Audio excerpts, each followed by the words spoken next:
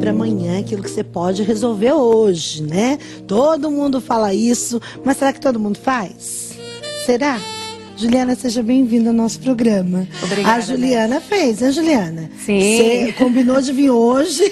Cheguei pontualmente. Exatamente, né? O que é isso? É um defeito? É um pouco de cultural também do brasileiro? Sim. Primeiro, é um prazer estar aqui no seu programa, né? Obrigada pelo convite.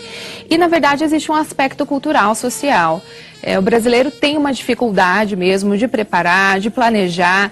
Existem pesquisas, inclusive, que apontam que o brasileiro consegue planejar no máximo o próximo mês. Olha! Um planejamento a longo prazo, isso fica um pouquinho mais difícil.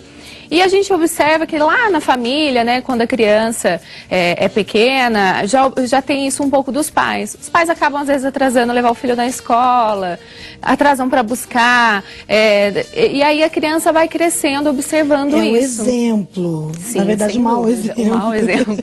E vai crescendo com isso. Chega na escola, ele aprende também que as provas, pelo formato educacional que nós temos hoje, que as provas você tem que tirar nota, não pelo efeito da aprendizagem. E isso também é ruim, porque ele pensa assim, eu decoro e aí passo, e não entende o efeito disso, de aprender. Né? E aí eu vou deixando tudo para a última hora. Acaba ficando, a gente ficando um pouco, inclusive na empresa, né, nós temos empresas multinacionais com a outra filosofia, e quando a gente vai ver o planejamento delas é fantástico. Realmente assim de se espantar. E quando nós damos consultoria, às vezes, para outras empresas, não é todas, tá? Não gosto de generalizar. Existe, sim, muitas outras que sabem, sim, planejar.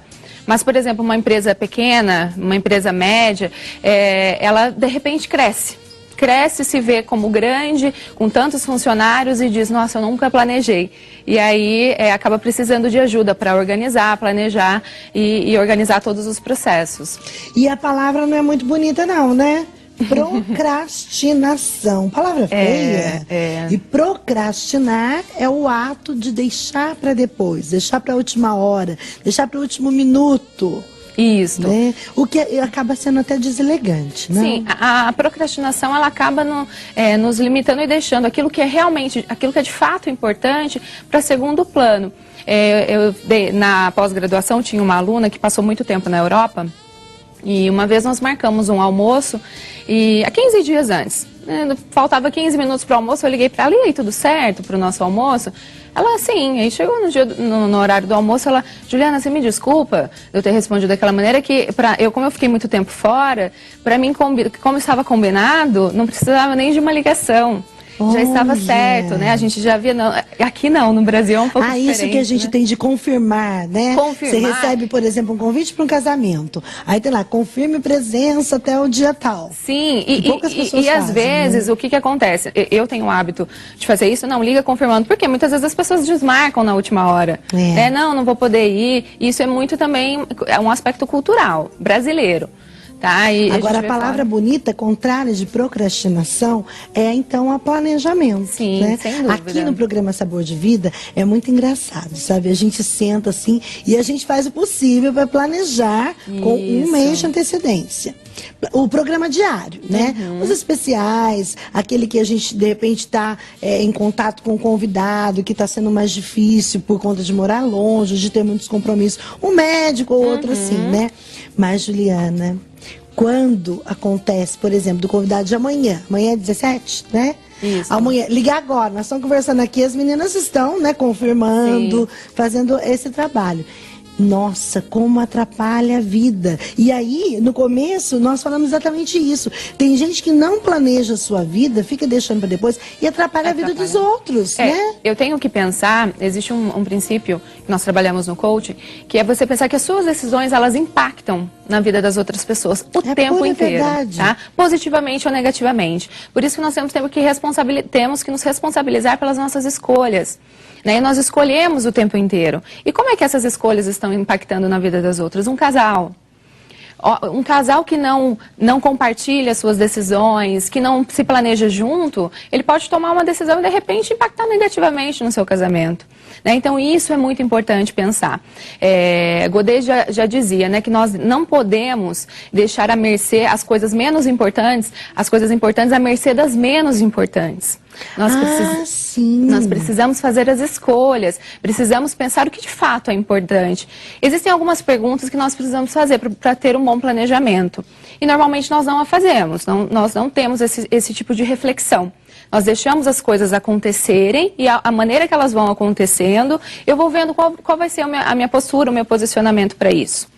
Tá? Tem uma coisa assim que vocês nos ensinam, né? Eu falo vocês porque a Juliana é psicóloga, é coach empresarial, né? Então tem assim algumas informações e até umas técnicas, sim, né, Juliana? Que facilita muito a nossa vida. Como que é aquela coisa? O que é importante, o que é urgente, o que... Não tem umas perguntas assim? Pra gente fazer planejamento diário, semanal? Sem dúvida. Olha, nós recebemos muitos clientes mesmo, empresas, com dificuldade com a sua equipe de planejamento, de organizar. Certa vez eu participei de um curso e nós tínhamos que estruturar um cartaz, uma apresentação pessoal, com algumas figuras que estavam disponíveis na mesa. De 20 pessoas, Beth, 18 colocaram um relógio. Quer dizer, a questão tempo. Você pergunta hoje para as pessoas, olá, como vai, tudo bem? Ah, tá tudo na correria. Estou na correria. E essa correria, ela está sendo positiva para você ou você está fazendo um monte de coisa que não está refletindo nenhuma ação para o seu objetivo final? Então, quando nós vamos falar de planejamento e pensar nesses quadrantes, existe um modelo que temos 4 quadrantes, né? E dentro do quadrante 1, existem as coisas que nós fazemos com projetos marcados, crises, problemas que a gente tem que estruturar ali. No quadrante 2, são o planejamento, é você pensar, refletir sobre o que tem que ser feito com um tempo legal. O quadrante 3 já são telefones, emergências, coisas que acontecem no nosso dia a dia e que não tem jeito da gente controlar. O 4 normalmente são as perdas de tempo. Então, a internet hoje, né, inclusive... Aquela ligação demorada. E até hoje são tantas informações, né, como nós vivemos na era da informação, a gente tem internet, a gente tem muita coisa funcionando ao mesmo tempo, e isso tira o nosso foco. O que faz as pessoas alcançarem resultados insignificantes não é a falta de meta, é a falta de foco. As pessoas possuem metas. Nossa, eu quero isso, eu quero alcançar. Mas o que você está fazendo para alcançar?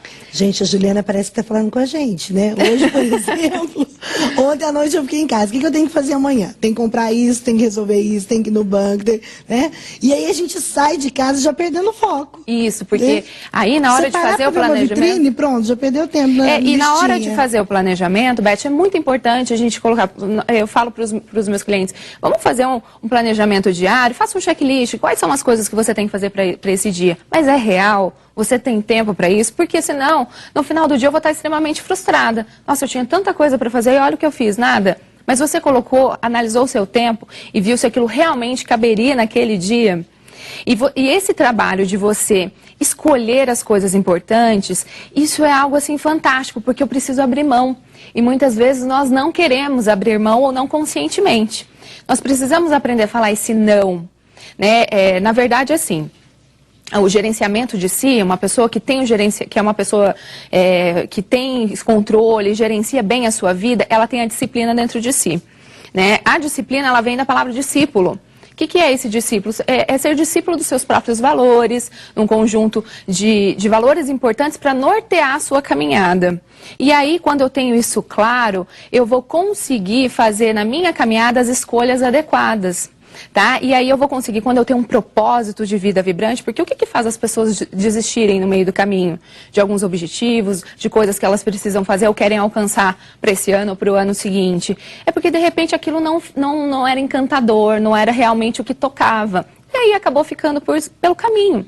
Então eu preciso verificar se esse meu propósito ele é real, ele é claro e ele faz brilhar os olhos, ele é realmente aquilo que me encanta.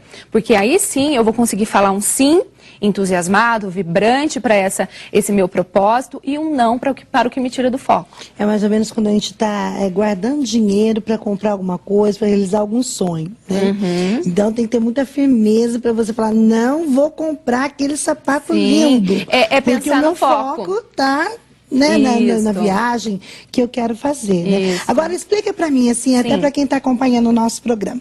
Vamos tentar fazer isso a partir de amanhã? Vamos, gente? Vamos fazer alguma coisa assim? Então, o que eu faço? Eu pego uma agenda ou eu pego um caderno, separo e começo a escrever os meus compromissos daqui para até o final do ano, por exemplo. Né? Então...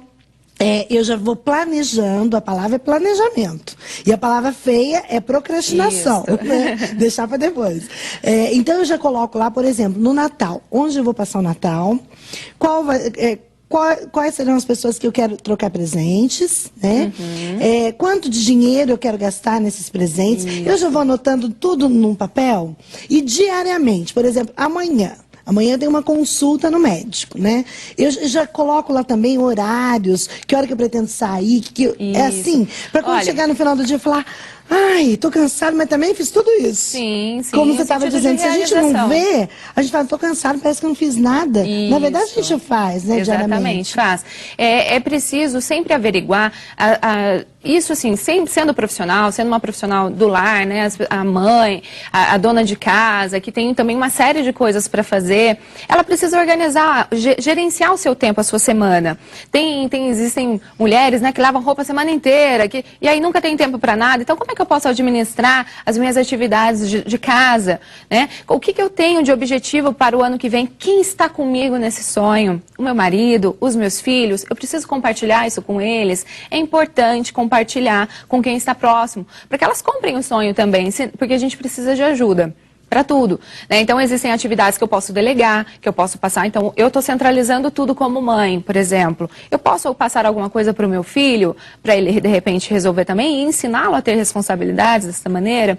Então a gente tem que, eu gosto de falar para os clientes que é importante eles fazerem um checklist diário, tá, das atividades que você tem que fazer. O que você não fizer no outro dia, passa novamente para você verificar o que não foi feito e se aquilo de fato não era importante, pode ser feito hoje, mas você precisa colocar prioridade A, prioridade B, é de alto impacto, isso precisa ser resolvido hoje, né, ou isso pode ser resolvido amanhã. Fazer perguntas. Quando nós queremos mudar de vida, nós precisamos fazer perguntas radicais para a nossa vida e estarmos preparados para escutar as respostas. Porque pode ser que você chegue e fale, bom, o que eu fiz até hoje não teve o foco, não teve o resultado que eu queria. Estou me afastando dos meus objetivos, como pessoa, como profissional. Então é preciso fazer perguntas de impacto. É verdade, gente. E essa coisa de deixar para depois, a gente às vezes se sente até culpado, né?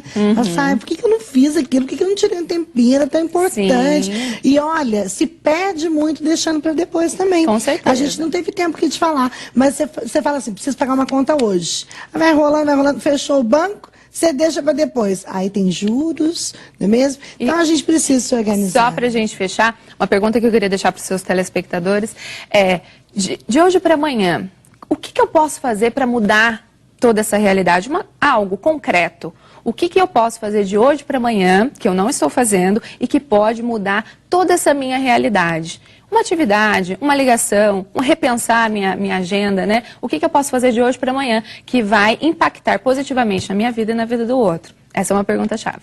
Pensa aí, viu? E responda. Isso. É só pensar e responder. Muito bom ter você aqui com a gente. Eu é que agradeço. Vezes, obrigada. Tá? Nós vamos fazer um intervalo no próximo bloco. Olha aí a nossa receita. Bolinho de arroz recheado com bacalhau. Espero você. TJ Aparecida, segunda edição. Hoje, 6h45 da noite.